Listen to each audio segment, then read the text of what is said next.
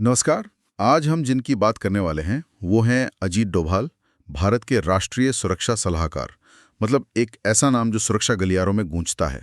बिल्कुल। और हमारे पास जो जानकारी है वो उनके पूरे सफर को देखती है, उनका जीवन, उनका लंबा इंटेलिजेंस करियर, कुछ बहुत ही अहम ऑपरेशंस और फिर एनएसए के तौर पर उनकी भूमिका। हाँ, तो आज हम यही समझने की कोशिश करेंगे कि ये सफर कैसा रहा। मतलब उत्तराखंड के एक छोटे से गांव से निकलकर भारत के टॉप सुरक्षा पद तक पहुंचना, ये अपने आप में एक कहानी है। बिल्कुल।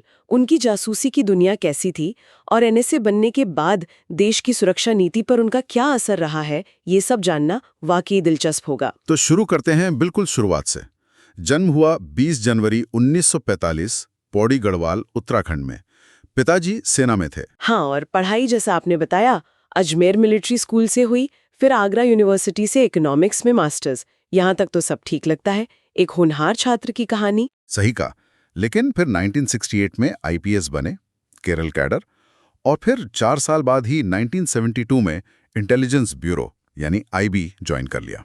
और यहीं से यहाँ से उनकी कहानी का वो हिस्सा शुरू होता है जो शायद सबसे ज्यादा रहस्यमयी है, उनका अंडरकवर कार्यकाल।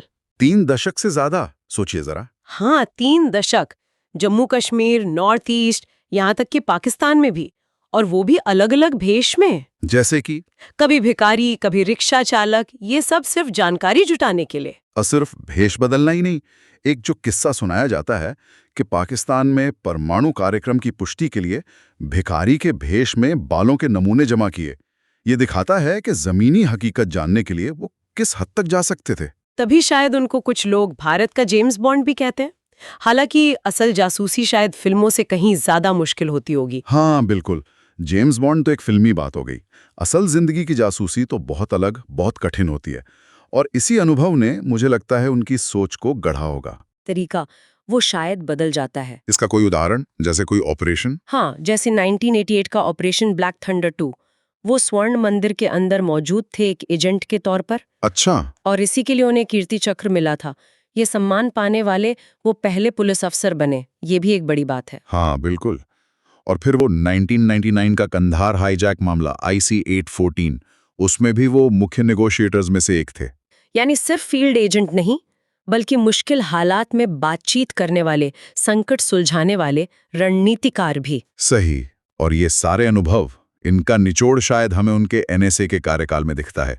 मई 2014 में पीएम मोदी ने उन्हें नियुक्त किया, और उसके बाद 2019 में, और फिर अभी हाल ही में 2024 में भी उन्हें रीअपॉइंट किया गया। ये उनका तीसरा कार्यकाल है। हाँ, तीसरा कार्यकाल। और एनएसए के तौर पे उनका जो योगदान रहा है, कई चीजें गिनाई जाती हैं। भारत की स्ट्रेटेजिक पोजीशन को मजबूत करना, राष्ट्रीय सुरक्षा परिषद सचिवालय को बड़ा करना, और आतंकवाद के खिलाफ नीतियां, इंफ्रास्ट्रक्चर, जियोपॉलिटिक्स, इन सब पर उनका प्रभाव माना जाता है। हाँ। और कुछ सूत्रों के मुताबिक उनके आने के बाद भारत की सुरक्षा नीति में एक ज्यादा कह सकते हैं मुखर रवैया देखा है, शायद थोड़ा ज्यादा रिस्क लेने वाला। जैसे कि उरी सर्जिकल स्ट्राइक 2016 या बालाकोट एयर स्ट्राइक 2019। बिल्कुल। और म्यांमार ऑपरेशंस भी, ये सब उसी बदले हुए अप्रोच के उदाहरण माने जाते हैं। और कहीं ना कहीं उनके अपने फील्ड अनुभव से जुड़ता होगा। अंतर्राष्ट्रीय स्तर पर भी उनकी भूमिका अहम रही है। वो ऑपरेशन सिंदूर का जिक्र आता है, जहां अमेरिका, यूके, रूस जैसे बड़े देशों को भारत की जवाबी ताकत के बारे में ब्रीफ किया गया था। हाँ, और शायद इसी वैश्विक प्रोफाइल को देखते हुए अमेरिकी राजदूत एरिक गारसेटी ने उन्हें अंतर्राष्ट्रीय खजाना कहा था। तो उनकी पहचान अब सिर्फ भारत तक ही नहीं है। उनकी शख्सियत के बारे में क्या कहा जाता है? मतलब उनका समर्पण, और वो पूर्व बॉक्सर भी रहे। हाँ, वो लचीलापन, वो जुझारूपन शायद वहीं से आया हो।